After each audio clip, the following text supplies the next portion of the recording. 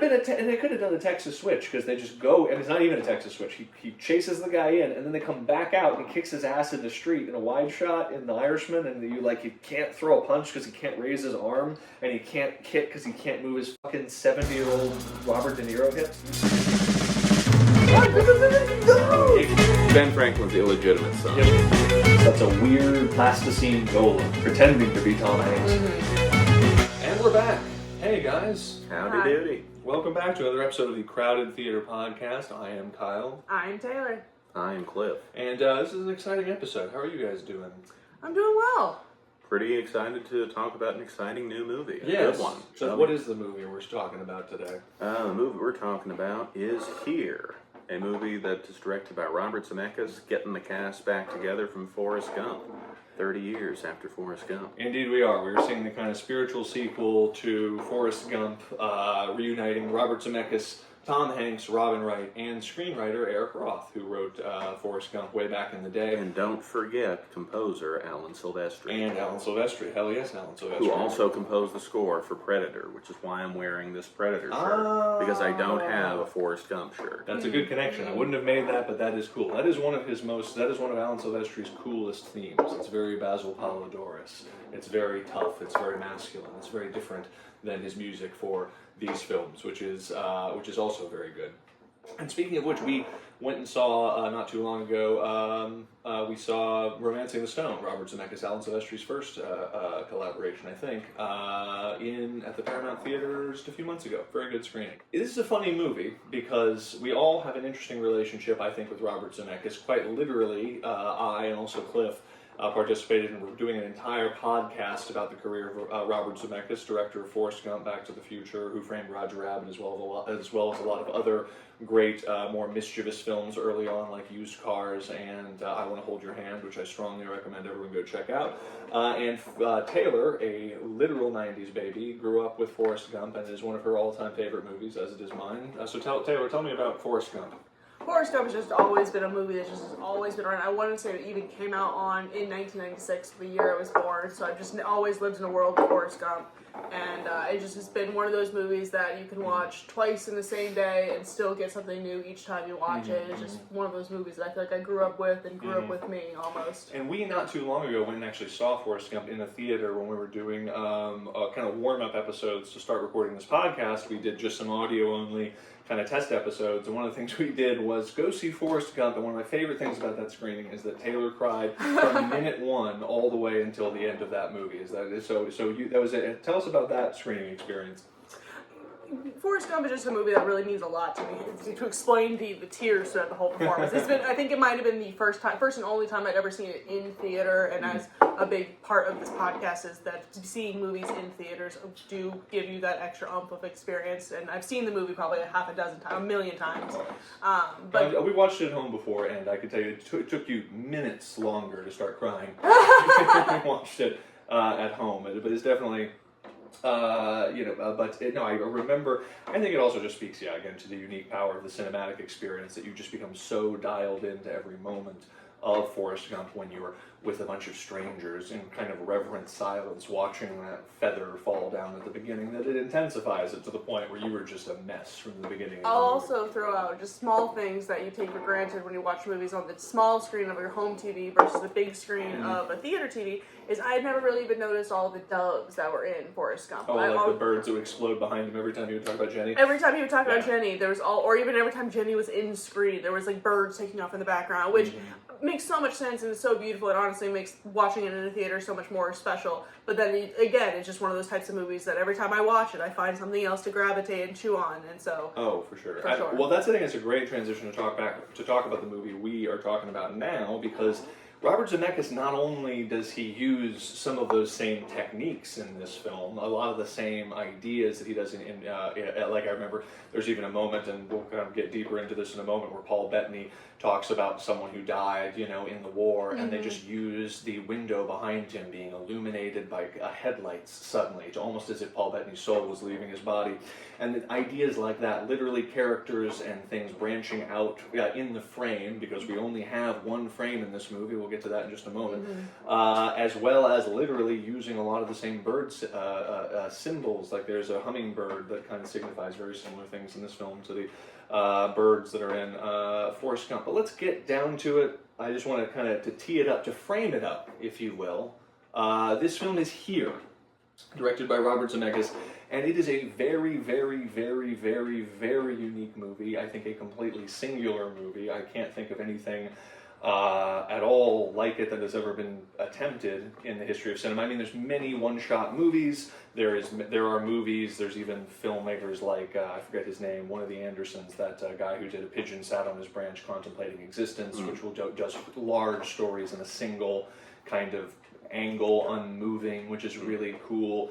I dig all of that, but no one has ever, and this is what this movie does, is it tells the entire story from within the living room of a house, which is, again, many movies have done, but it does it all from a single POV, a single angle. The camera does not move, it just holds a single frame through mostly decades and decades of the 20th century, which we investigate, thoroughly, and we see many different families occupying this house, but also a broader spectrum of time, and that we see not only the construction of the house, but we literally go all the way back to the beginning of time, to dinosaurs, to the asteroid. We literally see dinosaurs, dinosaur eggs, dinosaurs fleeing, all from the same POV, where presumably one day that not unlike an egg, which because we open on some eggs that get stepped on, the house will literally grow up around and encapsulate, not unlike a protective shell, this POV, which is now naked and raw in nature.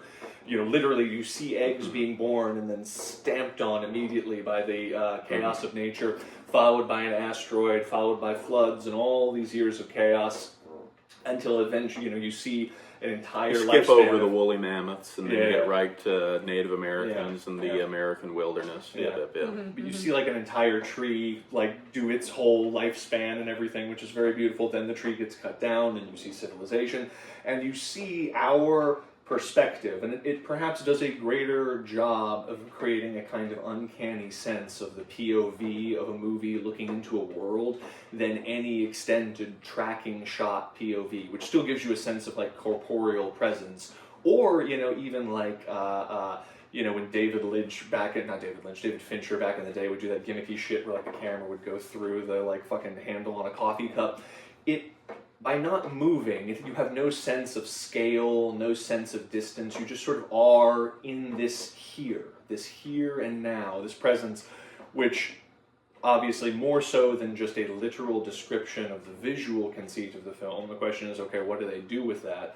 Is the movie about something? Is it about something and is that thing emotionally resonant? Is it worth watching this movie in this living room? And I can just say, just categorically off the top, that the film is pretty fucking brilliant, and it not only does it imbue that conceit or imbue that visual thing with meaning and emotion and tremendous emotional resonance, but I cannot imagine it is simultaneous. It is as above, so below. You could not have told this story in this resonant way without this visual conceit, and you couldn't have told a better story or addressed different themes within this visual conceit that would have made it any more resonant or powerful. It is sort of all things. It is a simultaneously contemplation of space, or I should say a place, probably more so than space.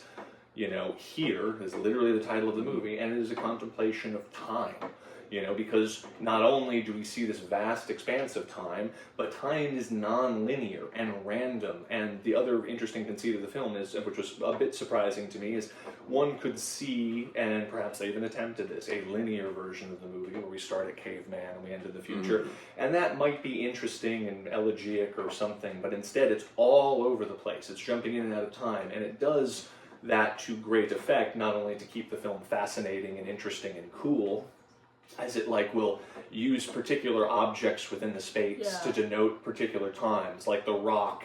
There's a rock that's present in the foreground for a substantial portion of history, including the Ice Age, that later on the television is where that rock is. And so you'll be directed using just sound cues to like the TV where, you know, the Beatles are on Ed Sullivan, you know, which is like a fun, hilarious reference to Bob Zemeckis' first film, like a subtle homage, which takes place in time. It was just called I Want to Hold Your Hand, and I strongly recommend everyone go check it. It's mischievous, it's sexual, it's hilarious, and it takes place all on the day of the Ed Sullivan performance of the Beatles. So anyway, I recorded an entire episode of a podcast about it. Go watch that. But it'll direct your eye to that, and then that TV will become the rock that was there in ancient history, and all of a sudden we'll be with Native Americans, and we will be there before the house even began. And then at the end, a squirrel climbs up a tree, and you realize that this skinny tree off to the side is the mighty oak that gets cut down.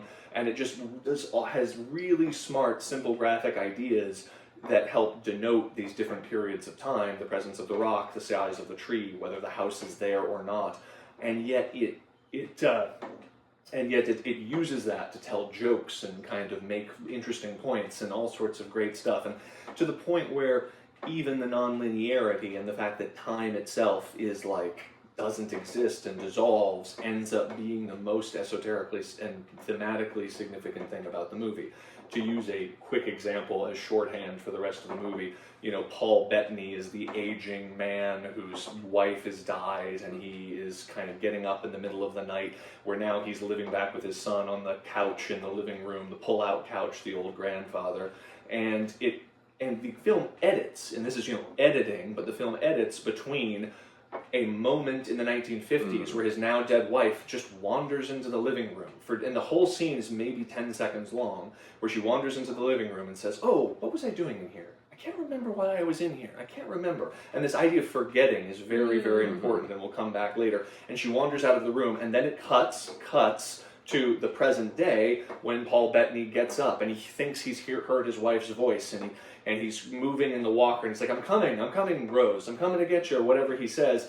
And we realize that the non-linearity, or these different times we are jumping into, is not editing. This is not, at least it is not in that, it is not purely just the order in which we are seeing the scenes of the movie. It's making a greater point in its continuous presence, which is that time does not exist. That all of these events are in a sense simultaneous if viewed from the POV of God or the spiritual world. And the film actually addresses and questions... From the POV of here.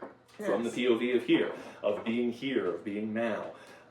And there's, and it takes, and we can kind of get to the end. And that, by the way, I was going to bring up that moment, just because that's kind of a moment unique in the movie, where it tries to draw, like, actual, you know, causal relations between what's going on in the past and what's going on in the present, as if a spirit from the past is speaking to someone in the present and affecting the present, say the present of Paul. But think about how effective it is, but how fucking subtle it is. It's not like they do some weird stylistic convention and she comes up and she talks into the camera and he sits up and he receives a message from her.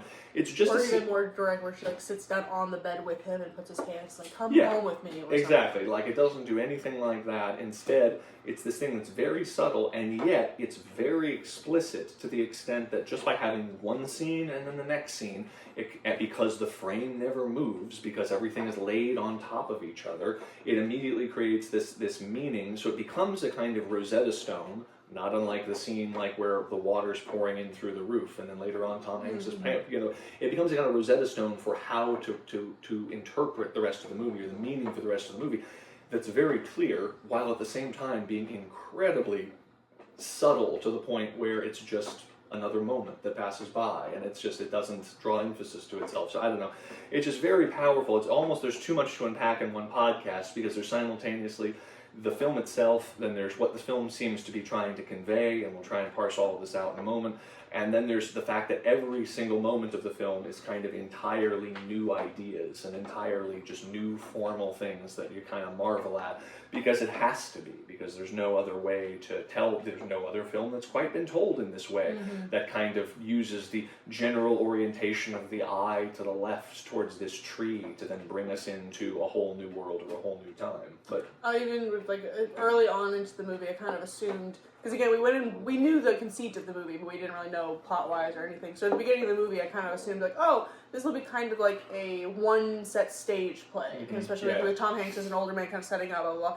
And then as soon as you get the idea of all of like the intercutted squares, frames within frames, within frames even, you immediately realize like, oh, like, hey, you can kind of picture this story on a stage, which is very fun. I would love to see this somehow adapted that way. But immediately you realize how particular film is needed for this story to also be told. Yes, the idea of, I mean, it's something that, again, we can talk about, that the other thing that the film uses is not just, it's, I guess if you want to say its unsubtle element, or in the best way, is that this device of creating what are like little squares wreathed in white, little frames within frames that allow us to not just see a bunch of different scenes from this perspective, but see at times. It sounds confusing, and yet it is executed very elegantly, and it uses sound design to usher us between those things. But it shows us a window into one time while viewing another time, or multiple times at the same moment,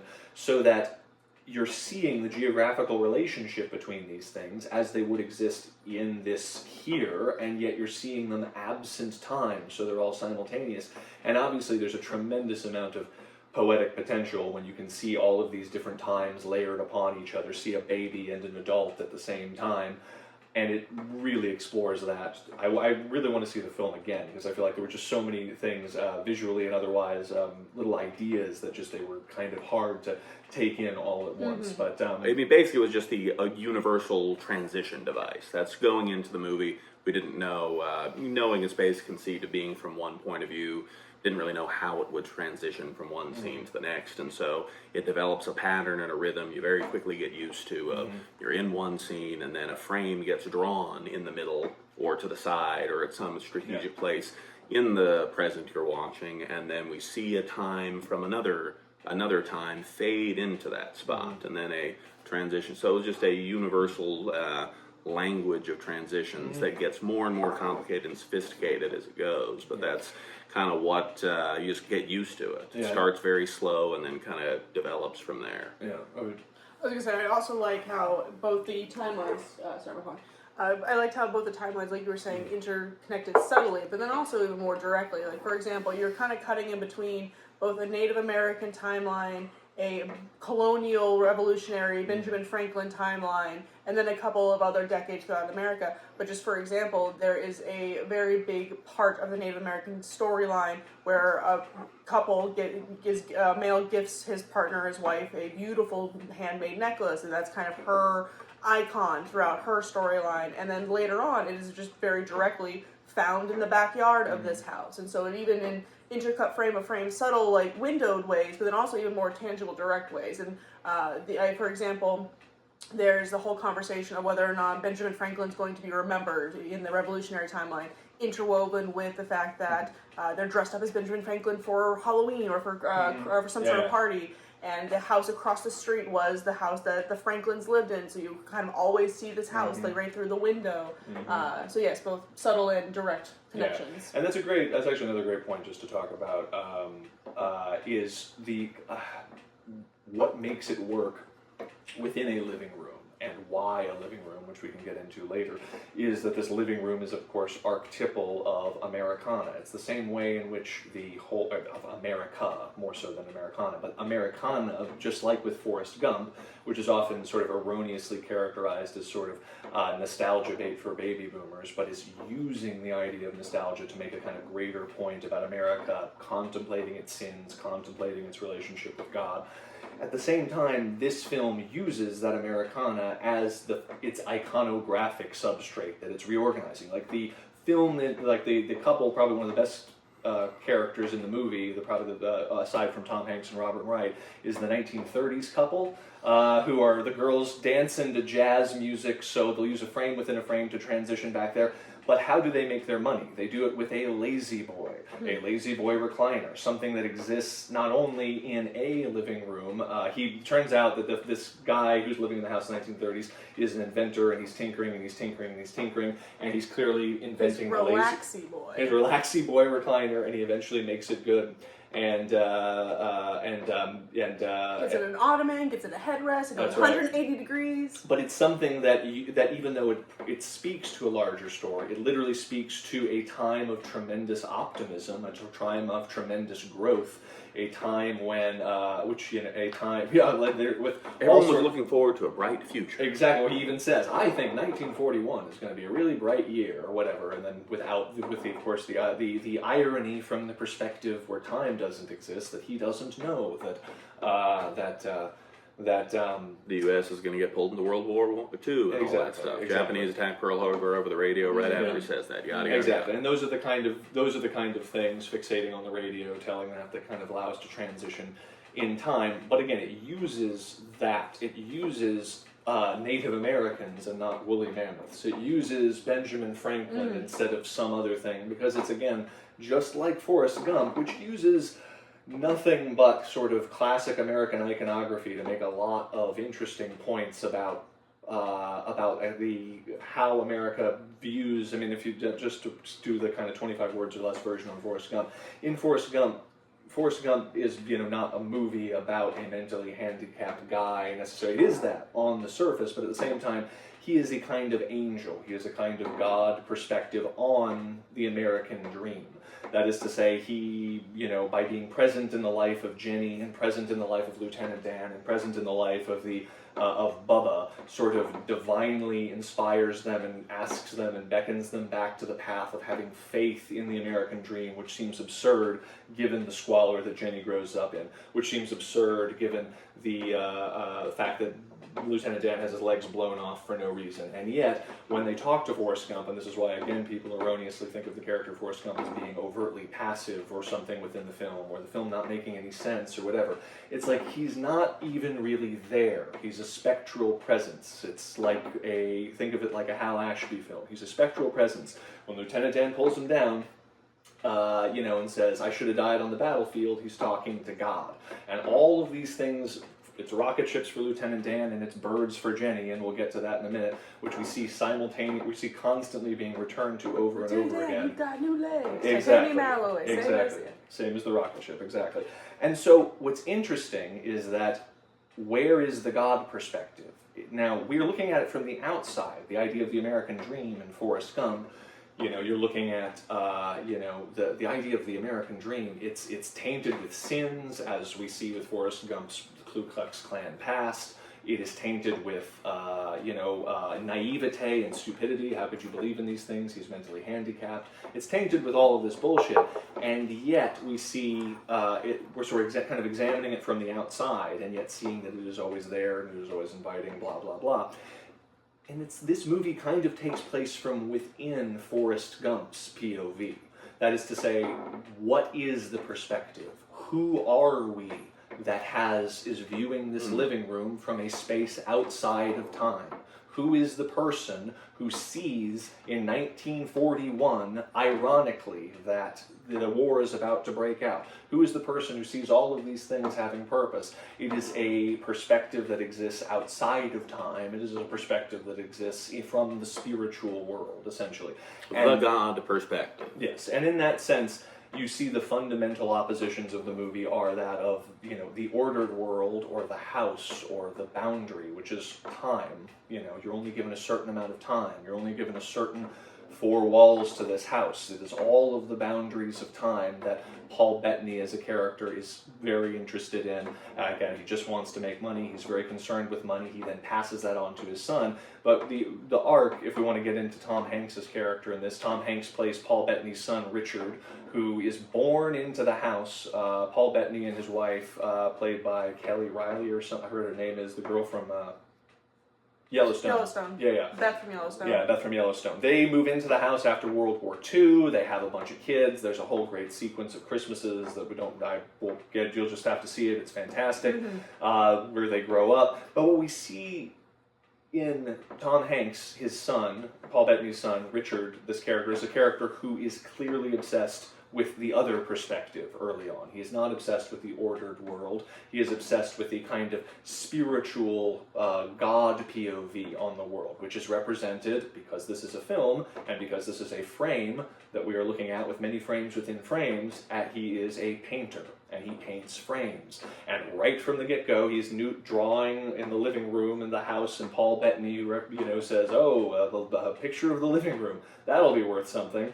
Obviously, because the movie is a picture of the living room that goes on for hours and hours and hours. And you see that literally ebb out of him over the course of the movie, like water. But you see his love of the moon and love of painting, and it's kind of really, Bob Zemeckis uses, and this is present in many of his films, including in What Lies Beneath, he uses water to represent the spiritual dimension, to represent chaos, to represent, and the moon obviously signifies water because it controls the tides, and we're introduced at a young age to Tom Hanks. He's painting the moon, and he's obsessed with painting. He's painting everything. And speaking of the association between the moon and water, we see him literally standing there, and to show the opposition between him and his father at a young age, water starts literally pouring in, chaos, the spiritual world, fucking with the ordered world of security, these boundaries they have created. And what is Tom Hanks's reaction as a character, as the teenage version of himself, is to start drawing his father, who has his head up through the hole in the thing. So as his father is innately kind of obsessed with trying to maintain order, we see that it is something that slowly gets beaten into him after he has a child, and then begins to, as he points out at the end of the movie, kind of lead a life of worrying, where he is only obsessed with worrying, just like his father, about keeping bad things outside of this boundary. And the scene kind of put it to a point, or put like a real finger on that idea, when he gets his first promotion, or he gets the job of becoming an insurance salesman, where literally he comes home and his voice is really happy. He's telling his family, I got the job, I got the money, we're going to be fine. But while he's saying that, he's literally packing all of his paintings into a box. Mm-hmm. He's I would assume, putting it in the attic or something of that nature. Yeah. No, I know 100%. No, and that's what I dig about all of that, is that then when it comes back, even at the end, the film gives you so many visual because it all takes place in this one space, so many little visual connections to the fact that when he finally, at the end of his life, rediscovers his love of painting and has placed paintings all around the room, you see a painting of that moment where the water is kind of pouring in through the ceiling and all of that kind of stuff. And I don't know, it's just really cool. And that's sort of the visual, that's sort of the aesthetic of the whole movie. It makes it to kind of dive deeper into Tom Hanks's world, not unlike several other of Bob Zemeckis' films. It feels like a contemplation of It's a Wonderful Life as well, an homage to It's a Wonderful Life. That idea of we are kind of bounded to this place. What is his name? Fucking George Bailey is constantly trying to leave his hometown. He is constantly stymied in his efforts to leave his hometown by chaos, by falling through the ice, more water references and everything, by all these different things. And then he realizes that that you don't know what you have until it's gone. It's right there in front of you. That the wonderful life he is leading is the thing that is happening in that small town. That he is making a difference. That he is part of this community. That we are defined not just individualistically, but we are defined in relationship to the people we love and the people we create and the people who are our family. And again, I know that's a very unhip idea, especially in the movie world now, but it is a very, very profound and resonant idea, I think, in a lot of films immediately following World War II, and a very profound and resonant idea now. And so it's just a cool... I don't necessarily know how to fully articulate the thought, but I would like to maybe dive more into just the theme of memory, because I feel like there was multiple characters or multiple lines that kind of reference. It's a very good point. Yeah, no, I was saying that that idea throughout. So just to kind of tee it up, as these characters we get this sense that as they are born unto the world, they are very, very, very happy. As Robin Wright is young, she even says very early on, I could spend my entire life here. And then as all of the different troubles and things of life begin to pile onto them, they begin to become interested only in the time-bound world. They only seem to be interested in what they're losing, what's slipping away, all of that kind of stuff. And yet, it is only at the end of the film, once Robin Wright's character, who is Tom Hanks' wife, who then becomes his ex-wife, starts to clearly suffer from symptoms of dementia or Alzheimer's. Some sort of memory loss. Exactly. So she begins to forget... but but she essentially begins to forget the time-bound world. She begins to forget her worries. She begins to forget all of those things. And then it is only to kind of spoil the end or the final shot of the movie. I won't spoil it, but it is only at the end when we realize that there's almost nothing left in the house. The house has become a white construct. It has become a blank space, and just with 2 chairs in it, it has essentially become almost like a heaven dimension.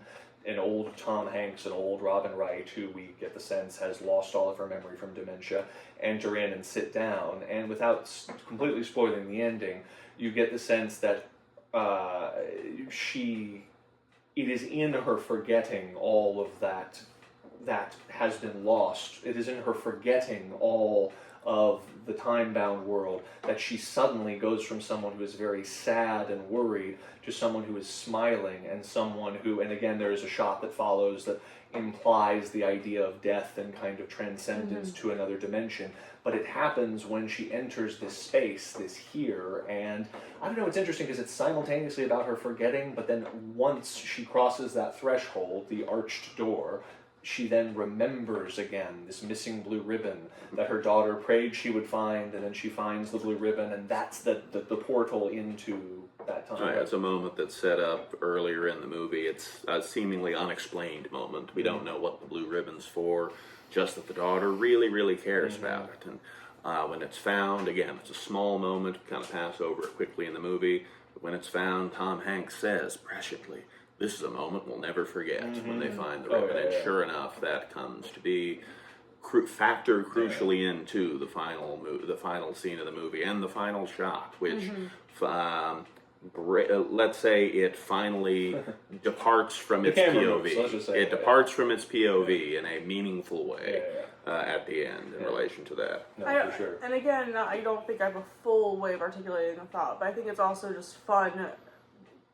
living a life, because we also saw it with my mom, so there's a couple of multi-generational viewing of it, but then you kind of see the couple become teenagers, the couple get married in the house, the couple kind of becoming first-time parents in the house, and then at one point, a little bit of a spoiler, they are gifted the house. I think after this whole time, the wife, Robin, is kind of pushing him, saying that we need our own space, we need to move out, we need to spread our wings, and then she kind of almost gets a gift in a way of having the house. The parents are going to move out, they were going to have their own space, quote unquote.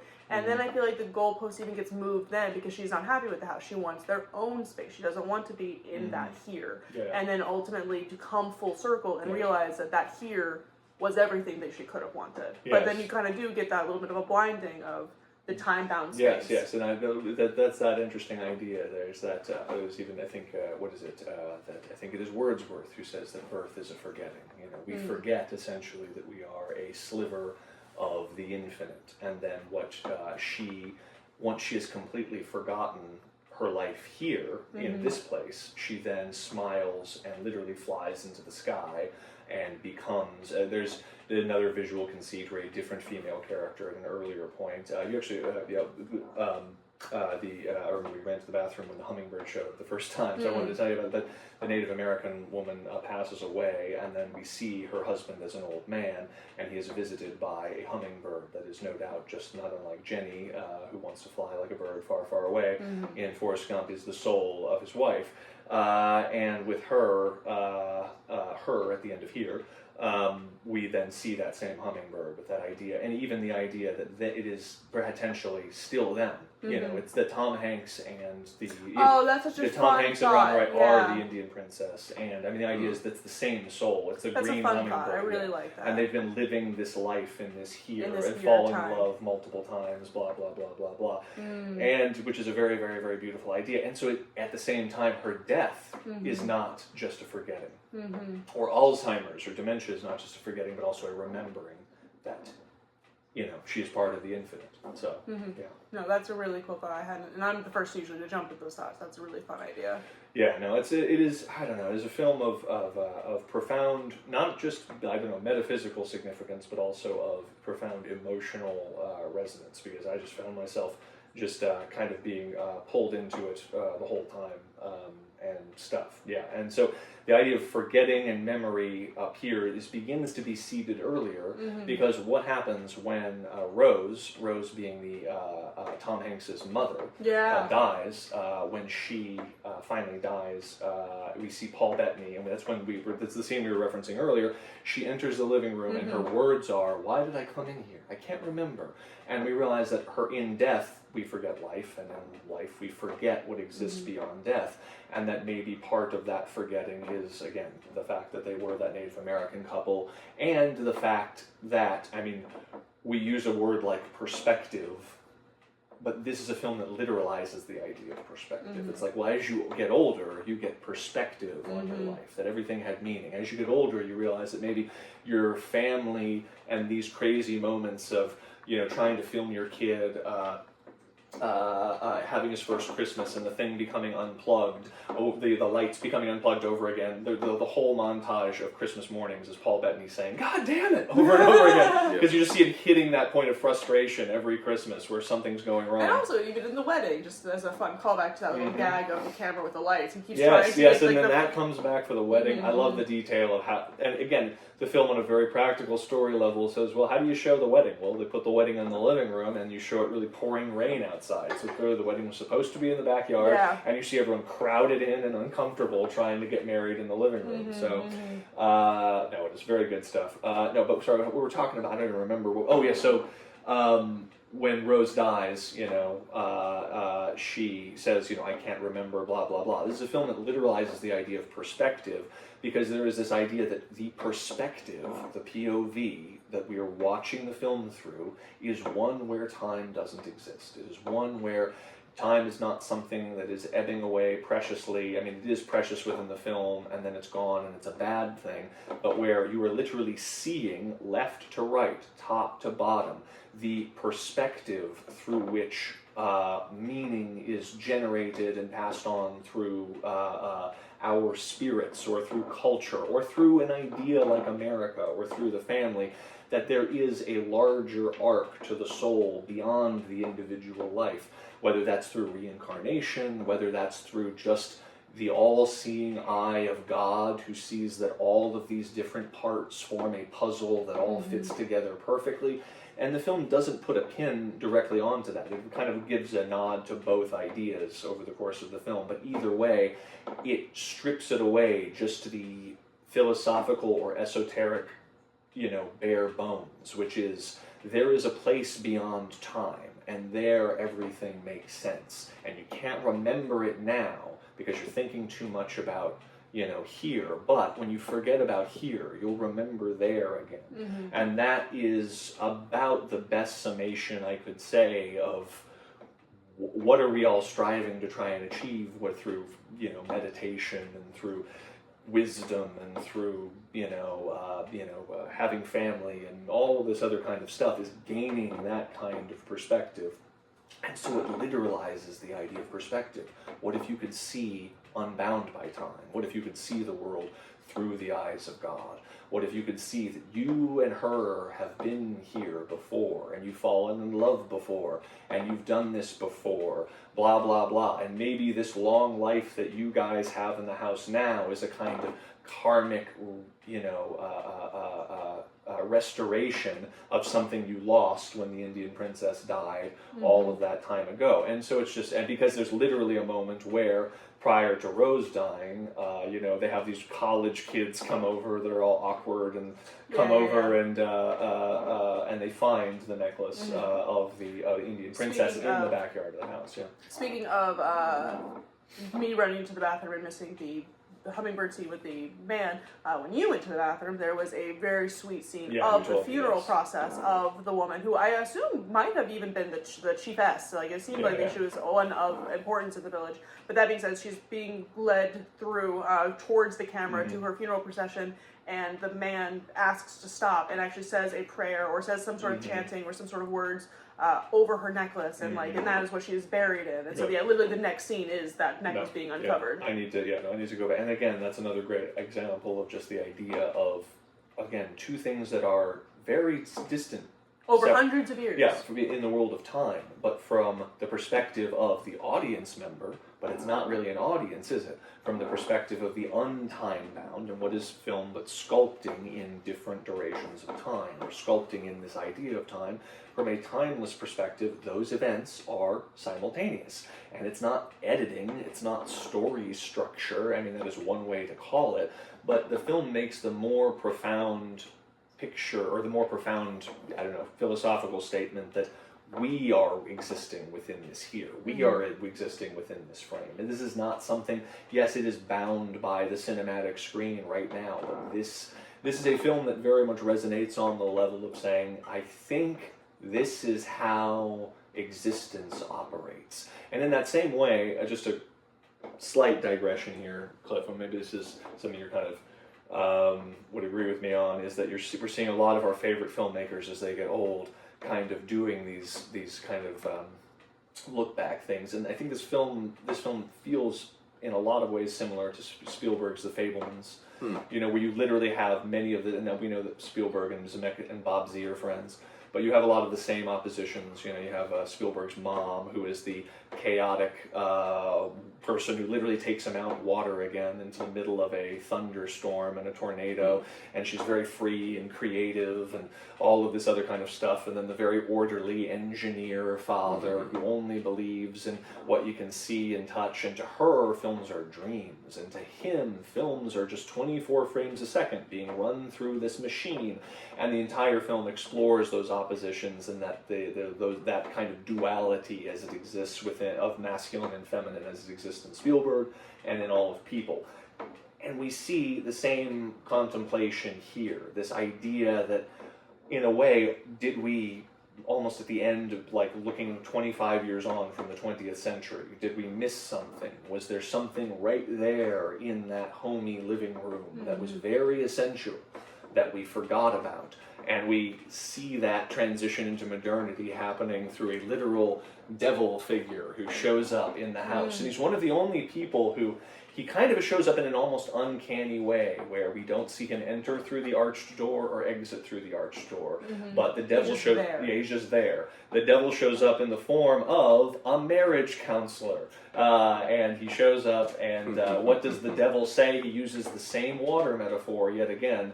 To talk, like, for an example, right when Paul Bettany's loses his wife, I think first to her stroke, which is another really beautiful moment with the Christmas tree and everything. He talks about envisioning her on a river, and she's out in a river, and she's being taken by the river being chaos, death, the other side, no time unbound, and he can't get to her. He wants to swim out and get to her, and he can't get to her. But he knows he needs to be with her, even if it means dying, he has to be with her, blah, blah, blah, blah, blah. As opposed to, listen to what, and I've only seen the movie once, but the marriage counselor uses the same river metaphor, except he says, you guys are in a canoe, and you're both fighting for control over the rudder to this canoe. So what I realize is that you guys, if you're ever going to be happy, you need to be in separate canoes. And notice he's using the canoe metaphor, reinforcing the idea that they are in fact still the Indian couple from before. Again, more Americana imagery, the colonial versus the native, that being the other big opposition of the ordered world versus the natural or chaotic world, is that you have all this Benjamin Franklin colonialism representing the ordered world, and the chaos of nature and God being represented by the Native Americans. Go ahead, sorry. No, you're right. I was going to say, even in the same comparison with the scene of the grandfather essentially mourning the loss versus that marriage council conversation, when the grandfather's having that conversation, saying that he's having those dreams, etc., he is going to his usual thing of pouring a drink. He's kind of throughout this whole film falling further and further into alcoholism because of his war, because of his PTSD, because of all these things. And then it is that monologue, for lack of a better word, that is him deciding and getting a trash can and throwing all of his drink back. And then you do see him becoming that person. You realize that Rose, you think at this point that she might have died. You do realize that she's just had a stroke and she is still alive. And he is so clean in that next scene where he's taking care of her and he's doing all these things, and he's like really cleaned up in a way that she kind of wanted him to previously. And then you kind of go back to where that is a positive resolution from that water metaphor, that divergence where you can make that decision. Are you going to go further into your alcoholism, or are you going to clean up? versus the marriage counselor conversation of, are you going to tighten up the ship and really stop fighting it on that rudder, or are you going to get in two separate canoes? And kind of on the negative side, they do get into two separate canoes. Yeah, in fact, that guy, the two separate canoes devil, marriage counselor guy, begins this little monologue by saying, you know, many people feel that marriage was analogous to, I forget what he says, like servitude or confinement or something, and you realize that, you know, he is essentially there to kind of be the serpentine figure whispering in the ear saying, you would be happier if you broke up your family. You would be happier if you were on your own, which in the especially him invoking the canoe metaphor, in the larger story that starts with them as the Native American couple having the child and her dying, and then finding each other through time, and then being born again unto the house, the idea that this other figure with all of his ideas and his psychology is going to tell them that no, you would actually be much, much happier if you were separate. And again, we see her whole life. And again, another important thing is that, like, this movie, I mean, clearly, like Castaway is a meditation on divorce, because I think, I don't know too many of the biographical details, but Robert Zebecks went through a painful divorce, and I know in the same way that, and it's also a meditation on alcoholism in the sense that he suffered with that, from that, and which he also explores in the movie Flight, which is a really brilliant movie, and probably the best movie on alcoholism. And so there's this tragedy in the story where you almost know they're going to get divorced, even though in a weird way the film could, I feel like the film could be, the film could be it could be the story of unity, and it even explores that idea at a Thanksgiving dinner after they become empty nesters. They say, oh, well, the kids are all out of town, so I guess both of us are going to be alone on Thanksgiving, and he invites her over, and Robin Wright comes and sits down, and he asks her, after he reads a fortune cookie, if she'll come back to him, basically, and she says no. And we realize that there is a consequence within each incarnation. There is a consequence to letting the time slip away. He had her for all of this time. He had her when he was focused over on 30 years, and they got together at, like I say, 16, and exactly. she sees her 50th birthday. Yeah, you know? he had her for all of this time. He had her when he was fixated on capital gain. He's always like talking about taxes, like capital gains tax or various taxes as to why they can't buy a house. She wants to leave this house.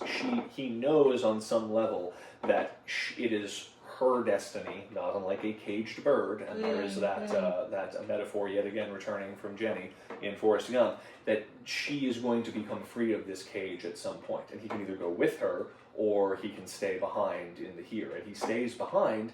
But even that, which is great, is that at the end of the film, he looks around and he says, as an old man, he says, blah blah blah, we lived here all of this, I have no regrets. And we realize that, well, shouldn't you have regrets? Shouldn't you at this moment be saying, I wish I had respected you, I wish I had done this, I wish I had done that? And the reason he says, I have no regrets, and it doesn't make sense. Well, you lost your wife, you lost her, you lost the better part of all of these years together, is that he realizes that the story is not over. That the story, just like us as the audience, just like the immortal soul that is both in the Native American warrior and him, has now gained this wisdom, has gained this perspective, this God POV, where if you view these things beyond time, he realizes that I've lost you before, I will lose you again, but now when I come back, I will know, or whatever. And that's, again, what we see as the hummingbird takes flight at the end, as we know, just like the Native American princess, that she will be back again, and he will be back again. And in that way, the film even takes something like Robert Zebecks' And I'll just, not to pause for just a quick second, but the flower, just as a quick note, the flower that is around the chimney is also with the pregnant Native American is picking. Like that's like, it's the only time you ever see those flowers. I never would have noticed that. I did notice the flowers at the end, because the hummingbird touches on a flower on one of the chimneys, but I wouldn't have There's noticed the that. quickest of like transitional scenes, essentially, where you see the Native American coupling, and then you see a couple of scenes later her walking past the mighty oak tree with the very big belly with a basket of flowers. She tries to pick up a flower, decides that she cannot squat that low, and then like walks back off, and then you're back to the main story. But it's just that quick moment, and then that's the flower, and that's rough around the chimney. No, that's fantastic. Yeah, I don't know. It's just one of those things where you can't. It's kind of funny. It's not. We're talking about the film as a film that exists non-linearly and in a world that's unbound by time. But at the same time, the film feels like something that it's almost difficult to contemplate the film. It's almost difficult to contemplate the film in a linear or causal way, because you can't talk about it as like, well, how was the script, and then what did they do with the script when they directed the movie, and how are the perform? I mean, you can, but all of the things are quite literally simultaneous, and in that sense, it makes a very, very, very profound esoteric point that that where the all from one shot conceit, or whatever the fuck, or however people are going to characterize it, is the theme. It is the theme manifest. The fact of you watching the film, even to a perhaps even more profound degree, I would say, than even something like The Fabelmans, because The Fabelmans literalizes this idea by making you contemplate the idea of cinema. Zemeckis does something, he takes that idea and makes it invisible, and he puts it inside of your own soul. Vaguely alluded to it, but the theme that's kind of present from the very beginning, from the eggs at the beginning, through every iteration of everything, is the idea of family. Mm-hmm. And what the relation between, I guess, different families over time, all occupying the same space, seeing the just common familial themes repeat again and again and again. But I don't know what. Trying to see. Let's look at. I think it's. I don't know, but if I can just start randomly saying crap about it, it's interesting to look at the moon being such a significant thing in the movie, because the moon is simultaneously water, because it controls the tides, but it is also blood, because it is associated with the 28 days of the menstrual cycle. Moves simultaneously. So it's also associated with birth and all of these kinds of things. And it is when he gives up, this is the same, speaking of similar films, the perhaps less aesthetically successful but equally interesting Megalopolis that we saw, we talked about a couple weeks ago, where quite literally someone's child is represented by the moon that then gets stolen away. It is that when he's painting the moon early on, and then when he has his baby for the first time, he now takes his painting of the moon and takes his paintings down in that sort of aspect. So he has decided. But also, there's a moment where he's holding his baby in front of a painting of the moon. Yes, that's the moon. Yes, and they say that's the moon, and where the Native American baby is held out in front of the moon. Oh, that's such a good point. Yeah, no. What I love, and this is the nice thing about. Just again, the simple thing about the visual style of the film is by staying in one perspective the whole time, but jumping around between time, the film has the usual cadence of going to an exterior shot and then back to an interior shot, or any of those things, because it will literally just jump to a time when the house didn't exist, and we will get a beautiful exterior and a moment when the Native American people are holding up their baby to the moon, and then it will just jump right back into a nice interior back when the house existed again. And so, but his art, his creation, again, this is crazy because it is similar things to the whole idea that's in Megalopolis, which is this idea that he loses his ability to freeze time, or which is Tom Hanks's ability to create paintings or create. He loses his ability to freeze time until he then gives birth to the child, who then has the ability to freeze time at the end of the movie. But in this movie, he gives birth to the kid, he gives birth to the child, he gives birth to his own flesh and blood, and that he explicitly blames in at one of the angrier moments, just before she leaves him. He says, I had to make money. And we see him, he goes and he gets a sales job and he pulls the painting down. He had to go make money to take care of his kids, to take care of these things. To which he responds with, I am actually leaving you now. Yes. And then you have all of these allusions to the idea that he thinks that the somebody he could be, or the life that he wanted to have, existed initially outside of the house, with wanting to be an artist, with his sister or someone saying, man, we were really convinced you were going to be somebody. Yeah. All of that kind of stuff.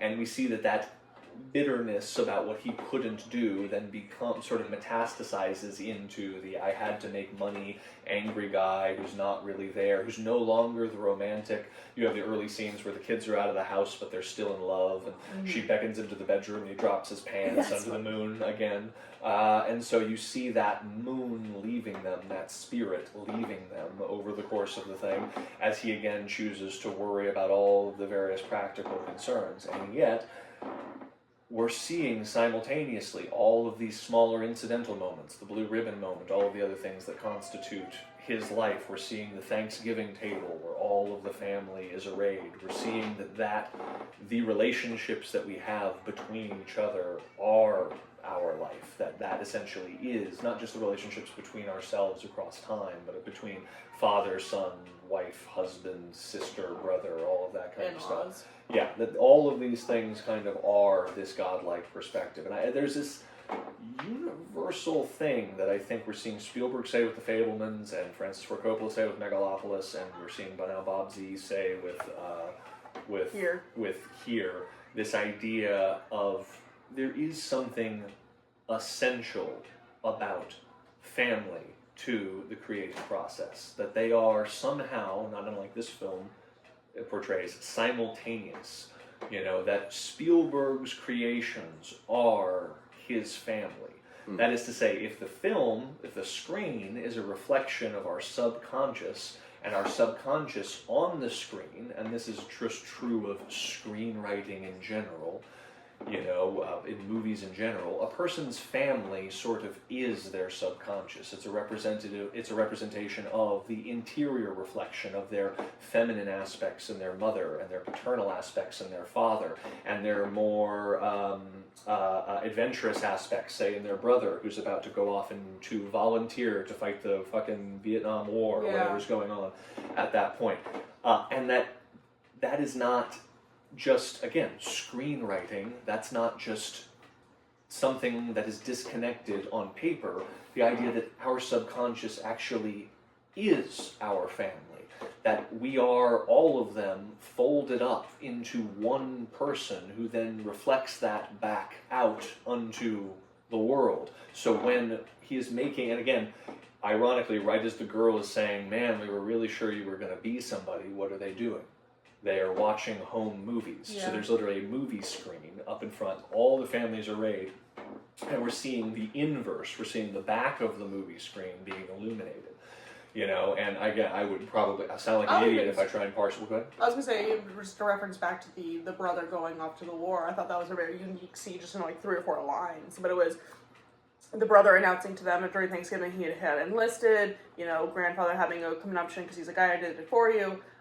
Tom Hanks basically giving him some shit for it, and he literally responds, well, I don't need to hear any kind of lecture from my do-nothing brother. And that almost is like a confirmation that his biggest fears are what his family also thinks of him. So it can be, you know. No, for sure. And then his sister in a later scene saying, oh, we really thought you were going to be somebody. He's like, fuck, so did I. Oh, and all of that. And I don't know, there's something about that idea that, again, there's a lot, everything from thematic resonance to metatextual stuff about the fact that they're watching movies during that scene. In a weird way, it makes it a reflection of Bob Zemeckis, because he's a filmmaker watching home movies in that moment. But he's also an artist, and the Be Somebody was he was going to be this big artist. And the question then, it's almost Bob Zemeckis is contemplating, was it worth it to trade just a normal living room where I would still be with my wife and the mother of all of my kids, to be this guy who I know would have been standing there in the living room thinking, man, I really could have been somebody if I was a filmmaker, or I was this or that, and was the trade worth it? And, you know, and again, we're seeing the reverse side of a movie screen. All of this is happening. And sorry, just to complete that one, but I know you want to say something, but just to complete, because I'll lose it if I don't, is that idea that what does family have to do with the creative process? What is Steven Spielberg, Francis Ford Coppola, and now Robert Zemeckis trying to tell us about the integral relationship between family and creativity? This idea that if we are going to explode what is inside our moon self, our interior self, into a cast of characters for us to see in front of us, then what are we doing except essentially becoming a lens through which all of the family members that contributed to who our subconscious, who our soul, who our moon self is, hit this lens that is our own self, and then are now projected out into Tom Hanks's paintings, into Bob Zemeckis' films, but for most people, and in the more universal sense, gets projected out into their children. They become a lens now through which, a membrane through which all of the inherited history and all of that gets focused, augmented slightly, and now, goes from a single point, just like light, out into the prism of their many children. One of whom, and again, the way in which this manifests is Robin Wright leads her life in this here, but she never gets to see Paris, and she never gets to do all of these things. But we realize that her daughter, I think it says moves to Paris or something like that. I think there's something about, clearly... They meet in Paris. They meet in Paris, but ultimately you get the sense that her daughter travels around a lot, and there's a reference before the Thanksgiving scene to the idea that she doesn't come home very much or whatever. Yeah, the idea at the beginning when we first meet the Robin Wright character when she's a teenager and is not yet married Tom Hanks is that she wants to be a lawyer. In fact, yes. Paul Bettany, old World War II veteran father, thinks the idea of a woman being a lawyer, having a career is weird. So clearly, the dream of Robin Wright Penn, unactivated, was of being a lawyer, of traveling around, of being a career gal. That her daughter actually gets to live out. So her daughter, Vanessa, actually becomes the career gal she always dreamed of being. And she always dreamed of going to Paris. So the successful career gal meets the mother in Paris. So finally she can vicariously live that dream through her daughter, realize that dream one way or the other, no longer being trapped within the four walls of here. No, that actually was going to be what I was bringing up, was that sometimes I think there's even a smaller sub-theme of the movie is like the decisions that the parents do affect the decisions of the children. I think that scene of the grandfather, but at the time the father character saying, I don't think jobs are worthless. Your mother wanted to be a bookkeeper, but she can't even see her own paycheck. And then she leaves that scene saying, you should go do whatever you want. And as she's leaving, she's like, I would have been a damn good bookkeeper. Exactly. And then those decisions kind of reflect on those parents making their own decisions, and then the daughter becoming the lawyer. And in some way, that's even resonant on a different level, because Rose and Margaret, I think is Robin Wright's character's name. I'm just going to keep calling her Jenny. But Rose and Jenny are not blood relations, but they are family. In the sense that it is Rose's unlived life as a bookkeeper, which you then see Paul Bettany's character, as you said, being very dismissive of, blah, blah, blah. She can't even keep track of her own checkbook. Why would be a good bookkeeper? Is, because we're observing it in the movie, clearly a pivotal moment for the Robin Wright character. She's like, oh shit, I better go out there and become a lawyer, otherwise I'll end up just like her. And then she ends up becoming a housewife and ends up not becoming a lawyer, but ends up, again, not unlike Tom Hanks, believing that there was some other better life outside of the life she was leading that she could have left, and worried about that life, etc., etc., etc. And what did that do at the time? It made her not appreciate the here and not appreciate the now. And then by the end of the film, all that, including even their own divorce, is ultimately forgotten. Because when he's leading her in at the end of the house, presumably she trusts him, knows him as her husband. In fact, I think we've heard of that instance actually happening, where people suffer dementia and then actually forget about things like divorce and death and that sort of thing, and have to be reintroduced to ideas like that. But the idea that even their divorce is now forgotten, and they are just the same couple in the same here, in the same space, being seen from a perspective that doesn't have any time associated with it, and then she smiles again. I don't know. Yeah. It's just, I don't know. I feel like there's almost no way to talk about the movie. Great performances too. Like you had made a comment earlier about, we could talk about the performance. Great performances and great stage production. Like all of the background details, especially the 1940s couple, I thought had just a great set. Yeah. It was like you could just tell love was in it was in the script, was in the music, was in the acting, was in the everything. And I can say also, Tom Hanks is just young enough to not suffer from like Robert De Niro in. I love The Irishman. I think it's a great movie, but the physicality of this, because there are no edits in this film, could not have been done by a Tom Hanks a few years older. Because he's just at that. You see in the interviews, he clearly lost a bunch of weight so that he could play the younger version of himself and not be big. But we even saw an interview clip where he's saying the way in which a 17-year-old gets off of a couch when he's excited is very hard for a 66-year-old man to replicate. Those are Tom Hanks's words, and yet, despite, you can say what you want about digital de-aging, I think they do it does a classy job in the first half of the movie using it, and then they make a whole to-do of a moment where they drop it, where Robin Wright, you've probably seen the moment in the trailer, walks up to the camera, says something about time passing by, and you literally see the digital makeup just fade away, and she's still wearing probably age makeup of some kind, but then they don't use it for the rest of the movie and just use practical makeup. What was I saying? Something before we got onto the AI. What was I saying? I don't even remember. The digital de-aging just works generally well. It's terribly. Just saying that it worked better than The Irishman. Because you see the physicality, like in a scene where Tom Hanks is playing with his kid, and he's running around and doing all this crazy stuff. Exactly, he's pretending to be a ghost, and he is pushing it. He's pushing that 66-year-old body, but they let it be him, and it still works. Whereas there's moments like when Robert De Niro in The Irishman has to go kick the shit out of that guy, where it's like you really wish they had just used a young, they could have younger body double could have been fine there. It could have been and they could have done a Texas switch, because they just go, and it's not even a Texas switch. He chases the guy in, and then they come back out and he kicks his ass in the street in a wide shot in The Irishman, and he can't throw a punch because he can't raise his arm, and he can't kick because he can't move his fucking 70-year-old Robert De Niro hips, and so it just looks weird. But the digital de-aging and the rest of it looks great. That's another thing about digital de-aging is just it looks awful in the trailers, because you're just like, what the fuck? But in the because you're just seeing it cold, you're like, that's not Tom Hanks. That's a weird plasticine golem pretending to be Tom Hanks. But in the full context of the movie, in the full context of music and of characters that you're actually paying attention to, your suspension of disbelief makes it essentially go away. And I was not thinking about the digital de-aging at all throughout the movie. So, I don't know.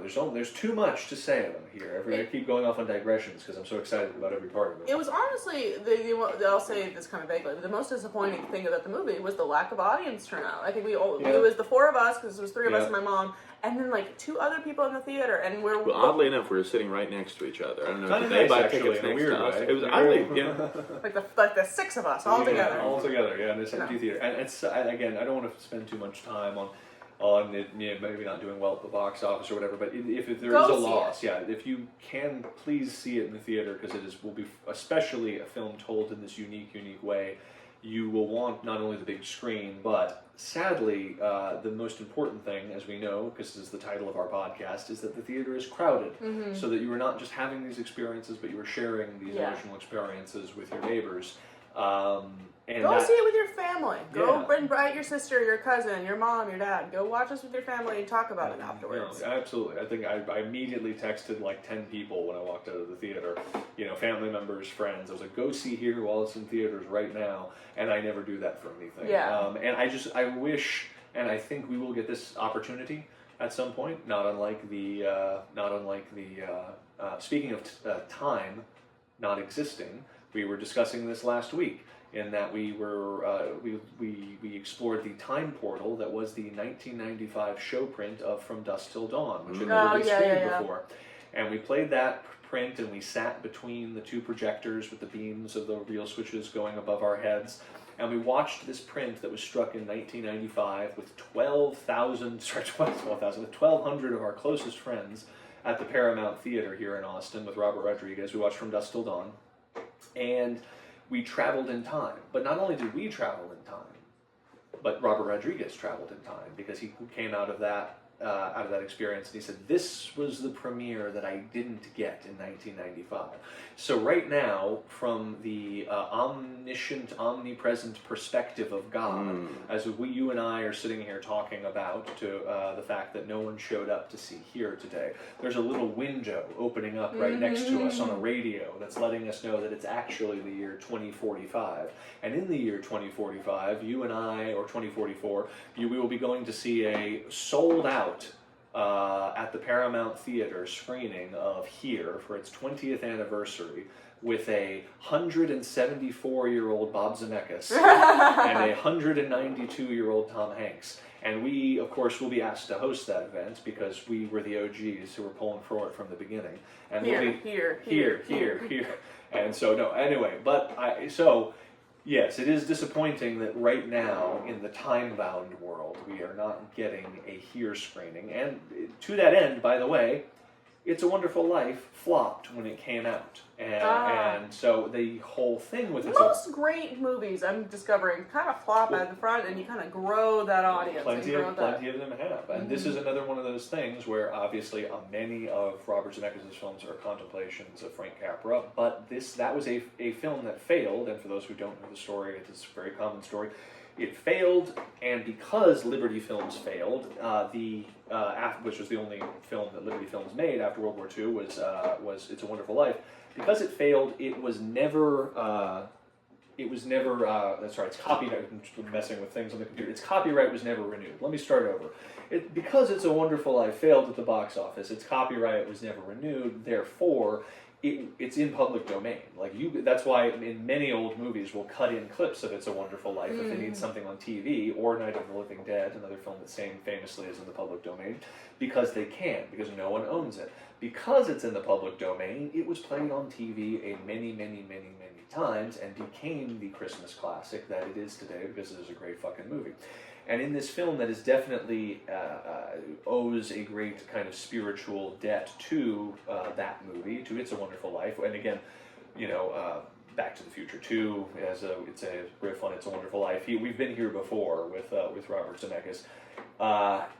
It is a film of such unique kind of emotional resonance that families will want to watch together. It would not surprise me very much if in 20 years, after it plays on TV and people become transfixed by it, or people watch it on Apple TV and it becomes a favorite film, it would not surprise me if we could easily fill a theater here, but not now. I was just thinking, because there's a couple of, obviously it's a family film and whatnot in the house. There's a lot of Thanksgivings, a lot of Christmases, but there's not really a big Thanksgiving movie. And out of the two holidays, I would say that this is much more leaning towards Thanksgiving. Yeah, that's a good point. Yeah. While you're cooking, while you're eating your leftovers for Thanksgiving, or even once the football game is over, throw here on the TV.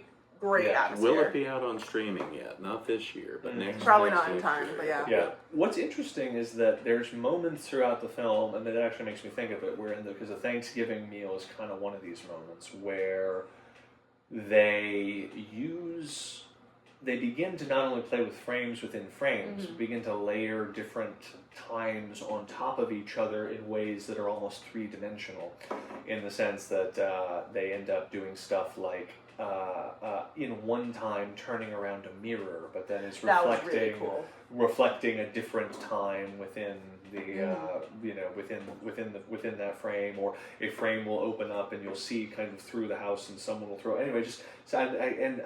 the various Thanksgiving meals and the Thanksgiving table and all of that other kind of stuff. I remember there's just one of those unique things that they kind of kept returning to. I don't remember what my point was originally, but the Thanksgiving meals were cool. Yeah, all the Christmas there was multiple scenes were cool. pivotal scenes that involved Thanksgiving. And there was also Christmas scenes in the beginning of the movie, but I wouldn't necessarily. I would associate this more with Thanksgiving. Yeah.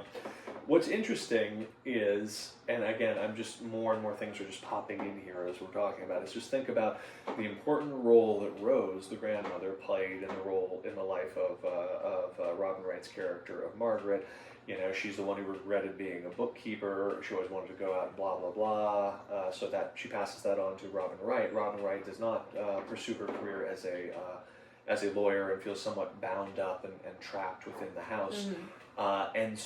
And yet these two women who have everything in common in the world are in conflict over something, which is the couch in the movie. And if you look, the couch of Rose is that of the domestic couch. It is all floral. Robin Wright hates it. It's old-fashioned. It's this. She hates the couch because she's been there. And then she replaces it with a modern sectional couch. And I actually love what they do with the sectional couch over the course.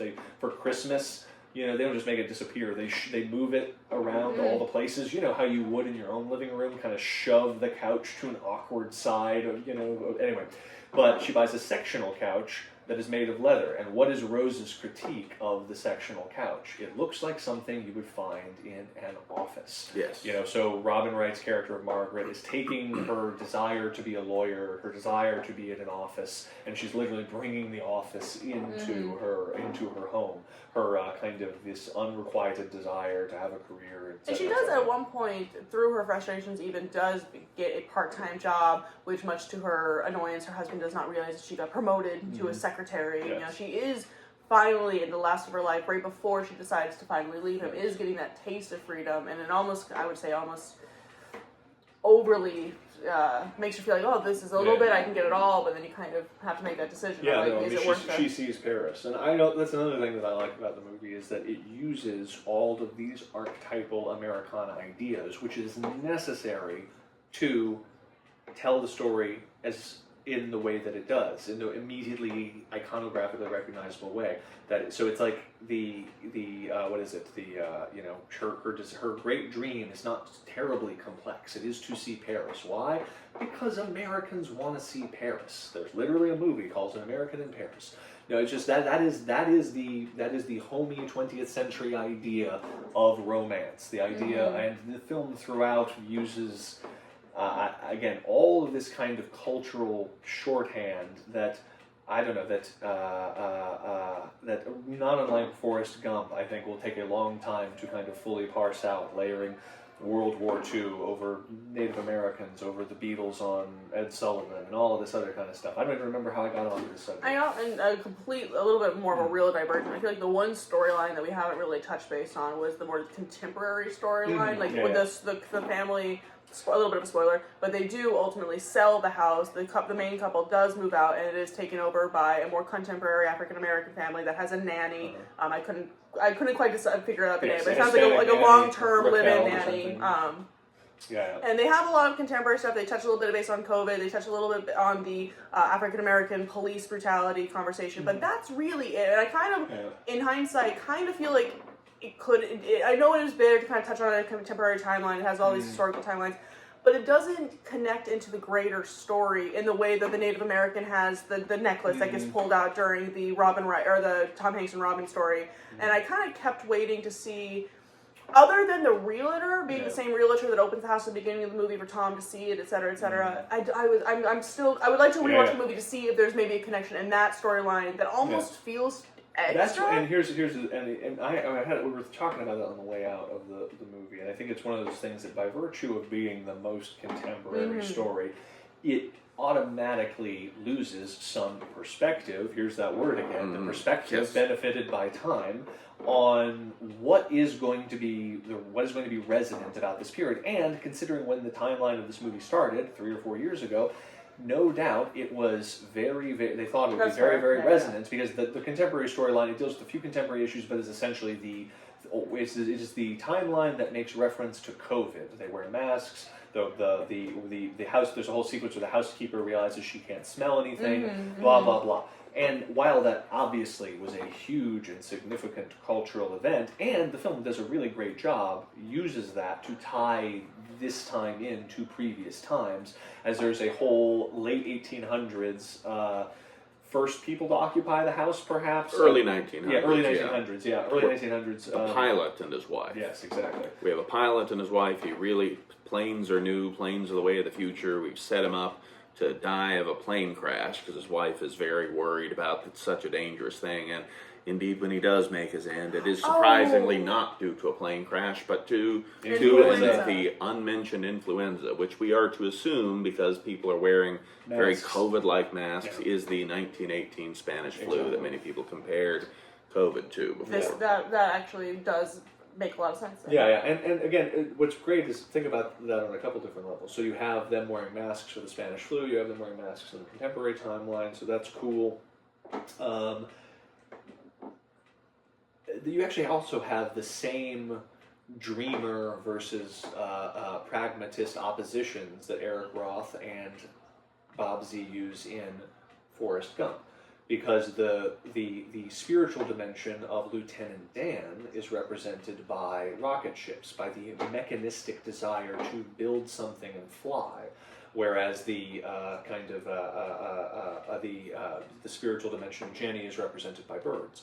And in this, I didn't realize it until just now having this conversation, but yeah, I mean, so much is happening so quickly, but it's another version of the same couple. Tom Hanks is the wife, the worrier, the one who's constantly worried about. Tom Hanks is basically plays this Victorian woman who's very uptight and she does not want her daughter to fly in the plane. She thinks the plane is something new, therefore the plane is a death trap, blah, blah, blah, blah, blah. And Robin Wright's character, who once was an Indian princess, is in a sense manifest in the man, the aviator, because of course he wants to fly, and not unlike Lieutenant Dan, because he is a masculine character, instead of it being represented by birds, as it is with the hummingbird in this, and all the doves and everything in Forrest Gump, it is represented by an airplane. Mm-hmm. He doesn't know why it's the future, he just knows that it is the future. He wants to fly, he wants to, just like Lieutenant Dan's legs, that the future is mechanistically upward in that way. And in that way, that couple, again, becomes another surrogate for our couple, where Tom Hanks, being the kind of more conservative character, was born as a very stuffy woman for, one of his many lives, mm-hmm. and was very worried about airplanes and very worried about things, mm-hmm. and that Robin Wright was once born as a daring aviator at some point. Bought that house because because it was close to an airstrip. Yeah, mm-hmm. exactly. And then I guess, what is it? And then we can kind of look into, if we want to talk about anything else. Yeah, there's one of the more overtly conspicuous aspects is the fact that Benjamin Franklin's in the movie. Yeah, like a main character almost. Yeah, he shows up, and he's in essence a main character. He's just not corporeally a main character. He's just referenced because the house across the street is Benjamin Franklin's son's colonial home. Mm-hmm. And it's a big old house across the street. Or his father. Yes, it's Ben Franklin's illegitimate son. He's making reference to his father, Ben Franklin. Yeah. And the whole idea, of course, bringing it up to our contemporary moment, the son believes that his radical political father is a terrorist and all this other stuff, which honestly, in a theater full of only us and the other couple seeing us, it was the one of many moments, was one moment that actually got a simultaneous laugh out of the entire audience. Because when the father was complaining that the son is complaining that his radical father's political ideas make him a terrorist, like everyone just got a big chuckle out of that. But again, just like with Forrest Gump, just like the fact that Forrest Gump is playing with everything from, images of all of the great wars, all of the great presidents, who Forrest Gump visits as a kind of angel of death. Every time Forrest Gump visits someone spectrally, somehow improbably makes his way back to the White House again, mm-hmm. the person gets killed.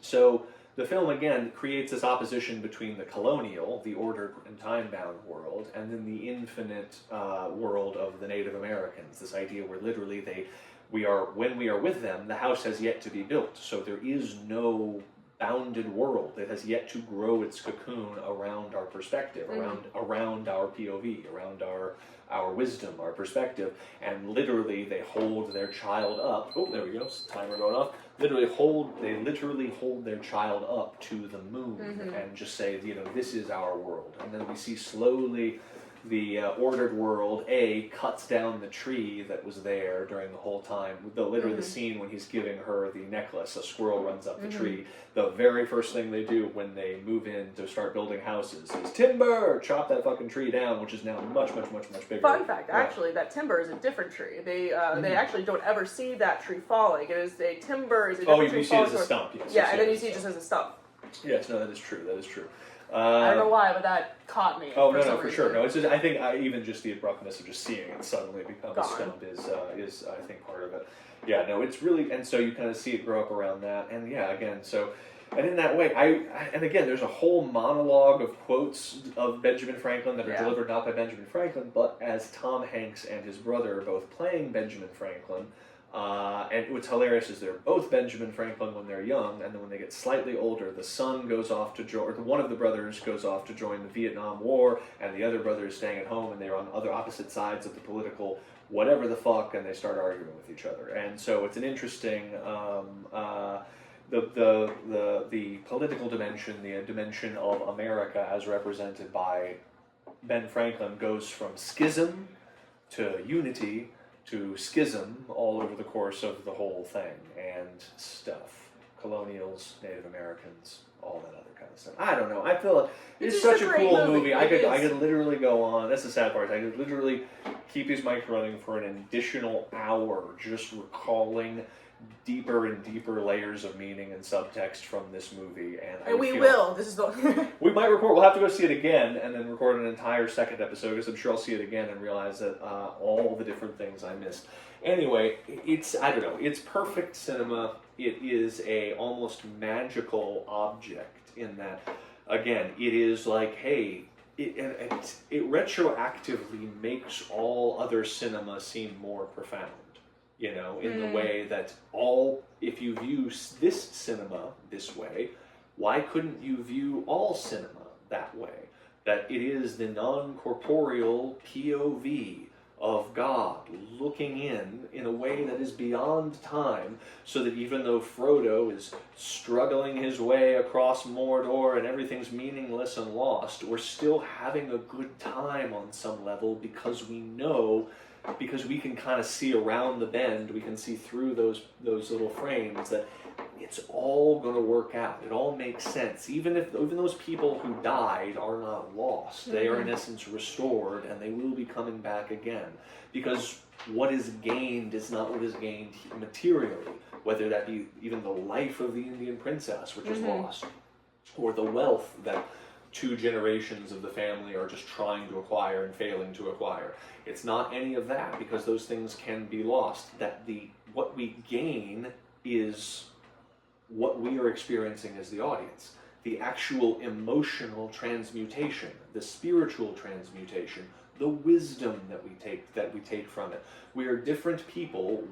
Every one of us were the same people at the beginning of that movie as we were at the end in manifest reality. That is to say, at the beginning and end of here was only 90 minutes in our lives, and yet we were changed for all that we had experienced within that. And what it's saying is, it doesn't matter if you get $1 billion or you lose $1 billion. It doesn't matter if your child lives to be 100 years old or you end up, sadly, losing them in your life.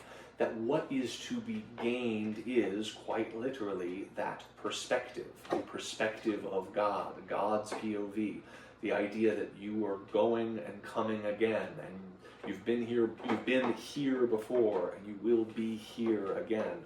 And so it is the lesson that is learned that he takes with him. His love of the moon that he had when he was an Indian, he still has when he's Tom Hanks. And the lesson he has now learned, the perspective that we now have for having seen the movie, when he gets to the end, he says, I have no regrets. Because if he didn't do those things, then he wouldn't have that perspective, and we wouldn't be leaving the theater with that perspective. So the wisdom, God's perspective, is that, whatever the hell I was just saying. I lost it now. So, in that vein, though, and to kind of maybe even cap off the most esoteric notion of this movie, do we want to maybe transition into our tarot? Yes, you're right. That's a good point. So, what a perfect movie. I am literally trying to contemplate what this movie was. I found myself using a tarot as an example in my own mind, because part of the fun thing about a tarot deck is that there is no beginning and no end. The cards can come in any order. You can simultaneously be born as a fool, which is the first of the trumps in the tarot deck, when you're 70 years old, as you begin some new wild venture after your wife passes away, or you can complete an entire journey, when you're 6 years old, when you of the world card, which is the final trump, when you move to a new town and make friends, or stand up to a bully. It might bring to close some other journey in your life. And so and each card individually in the tarot deck, just like the frame in here, doesn't tell you what order to absorb the images within it. I mean, the movie does a little bit more with sound design and other things, and it guides your eye very effectively. I could have a whole conversation about how Robert Zebecks is just guiding your eye the whole time in the movie. But in the Queen of Wands, say, or the Queen of Pentacles, say, Is it the yellow background that's significant that hits you first? Is it the queen on her throne? Is it the fact that the queen is holding the pentacle in her hands? Is it the fact that she's looking at it and contemplating it? Is it the emotion on her face? Or is it the little rabbit that's in the bottom corner of the thing?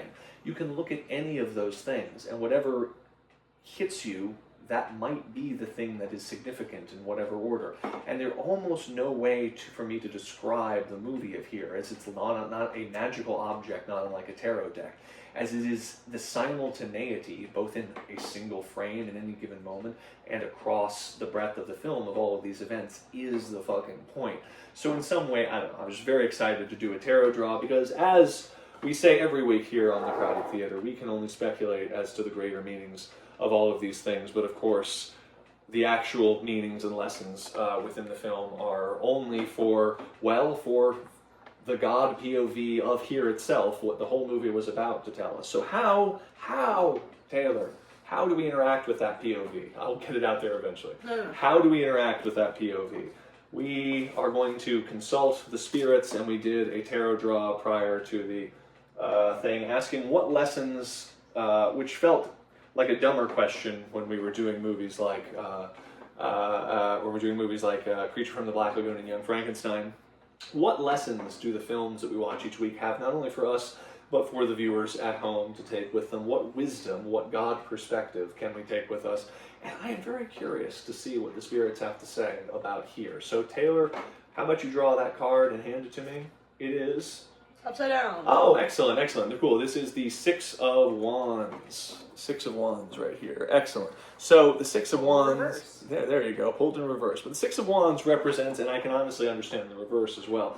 The Six of Wands, the wand is the suit of, well, like we were just discussing a moment ago, I was just discussing pentacles a moment ago, the suit of fire and the suit of magic, or the magical component of life. And that is the suit of cinema in some way. It's just giving us a magical perspective on existence that exists outside of time. The card is a card of victory. That is to say, we see a man atop a horse being heralded by other people. And this, however, as Taylor points out, came up in reverse. And I think what this tells us is that in the time-bound world, right now, here, will be discussed as if it is some sort of failure, perhaps, not a great success, because essentially the card means success and the frustration of that success.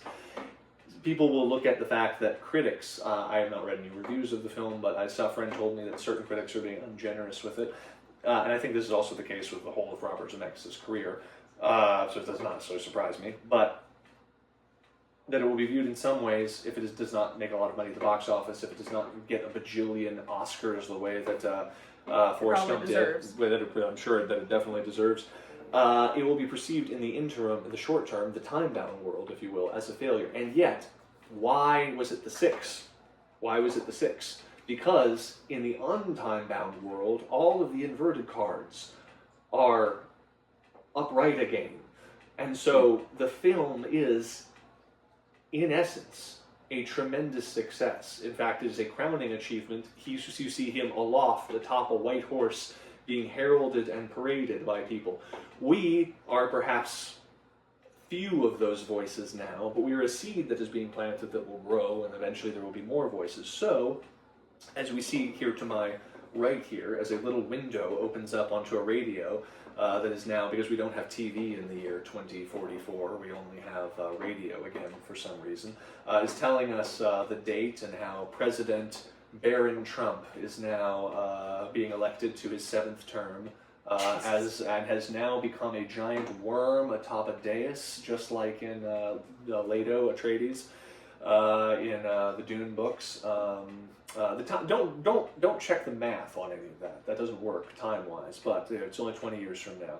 But we're working in a non-time-bound world. Yes, we're working in a non-time-bound world where we will have, mark my words, and then we're recording it here, we will be 20 years from today returning from a sold-out screening, and we can't believe how many people came up to us and emphatically shook our hands and thanked us, just like this card, thanked us and heralded us for doing the screening because they grew up watching here in their own living room. Yeah. And it changed the way they viewed their living room, and they had an emotionally resonant experience. Well, let me just say, as past Kyle currently, as still very young, handsome, virile Kyle, you're welcome, everybody. You're welcome. And we called it all the way back here. So there you go. Taylor, you have any messages for our future selves as we get back from our very successful screening of Here, where everyone was fighting to get inside but couldn't? Taylor, your hair looks fantastic. Change nothing. That is true. That is true. It's very great movie. It is a fantastic movie. It definitely will be. I can see it now, a new family classic. I really do want to see it become a new Thanksgiving tradition movie. I think that it's a holiday that I've always said doesn't really have a good movie family value, even though it's like the family holiday with the meal and the football. You need a good Thanksgiving movie. And Scooby-Doo with the big giant turkey just isn't cutting it anymore. Have we seen Home for the Holidays with Holly Hunter? I don't think I've seen it. We have not, no. We'll watch that sometime. That's a pretty good movie. In a theater. Yeah. Cool. But yeah, on that note also. Oh, yes, and we should award the Full Metal Jacked Award. I almost forgot about that. But I guess I thought that's what you're segueing to, but go ahead. It's not. It might be an NA for Full Metal Jacket. I don't think anyone has their shirt off in this movie. But the, what was I going to say? Yeah, just as concluding remarks, this is clearly, even though it's probably not going to do too well at the box office, not a lot of people showing up, but clearly for anyone who sees it, it's one of Robert Zemeckis' best movies. It's a masterpiece beginning to end from Robert Zemeckis, one of the great directors of all time. Also not a common opinion amongst the film intelligentsia such as it is. Is there a film intelligentsia anymore? Are there critics? Is that even a thing that exists? I don't think they exist. So anyway, it's one of definitely one of Robert Zemeckis' greatest movies as one of the great directors. So no doubt in time, as people watch movies, it will rise in esteem as time goes on. Yes, and not only that, but it is also wholly singular in what it is. So I think it is the kind of thing that will just open up whole vistas, ironically, in people's minds, young filmmakers' minds, in terms of the possibilities of what you can do in cinema, because they will always have this as a reference point of, here, where the whole movie takes place in one spot. So Cliff, because we will give out every episode the Full Metal Jacked Award, who was the most jacked person in this movie?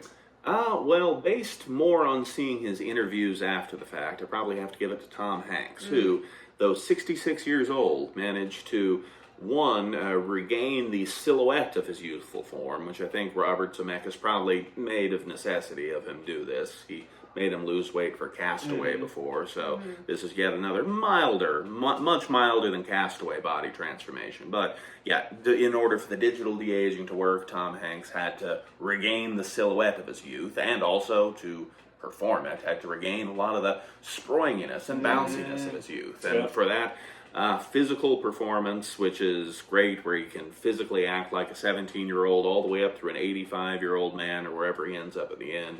Definitely give the Full Metal Jacked Award to Tom Hanks. Fuck yeah. In that vein, though, with him jumping around and being I literally thought to myself during the ghost scene, I'm like, oh, that's the Tom Hanks from Big. Like, he literally did some sort of jump, and I'm like, that could have just been pulled from that movie. No, it's that's such a good point. That's a good point. It's something that, David Mamet talked about years ago, that it's an actor's job to be physically robust, so he can do whatever he can be called upon to do on stage. And so Tom Hanks took probably more so than Robert De Niro or Robert Pattinson as Batman. I wouldn't know though, because I haven't seen The Batman. He's not The Batman. Tom Hanks took seriously the idea of actually becoming physically prepared for this role, and so he definitely earns it. Full Metal Jacked, because you need some hip mobility to do those moves he did at the end. So he was doing yoga, Pilates, something like that. He was stretching. Okay, I feel like I have volumes more to say about Here, but obviously that would be boring to listen to. So if everything that we have already said doesn't convince you to go see it, then I think you're probably just not going to see it, which is a shame. yes, But I think everything that we said convinces you. Go see it. yeah, no, for sure. I think also this is just one of those things. Hopefully, we will get the chance to see some more of Robert Zemeckis movies in theaters as they pop up and stuff. Some of the repertory stuff as well as it pops up, like Forrest Gump and stuff again. And I'm sure that we will have myriad opportunities in future episodes to talk about here, because in a way, and I do not think this is an understatement, I think that here is a film that in some ways informs every film that has ever been made, especially the Robert Zemeckis movies. But it is the easiest and most literal way of I don't know, concretizing, proving, manifesting the relationship between cinema and the spirit realm. That is to say, cinema as the perspective of God, the perspective of the spirit world, all of that kind of stuff. I can think of no other film. There's plenty of films that that are about that idea. Megalopolis was about that. The Fabelmans is about that.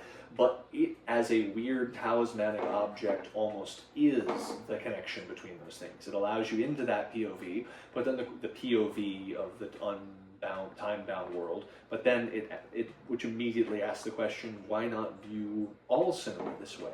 And I don't think many people do view cinema this way, except for, many of the masters who actually make cinema, who it seem to view it this way, because they all seem to be making movies about the same shit in their 80s and stuff. So you get it.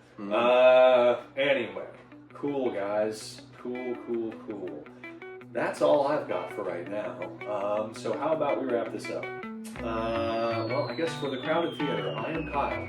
I'm Taylor. And I'm Cliff. All right. Well, we'll see you next time, guys, and we'll see you at the movie.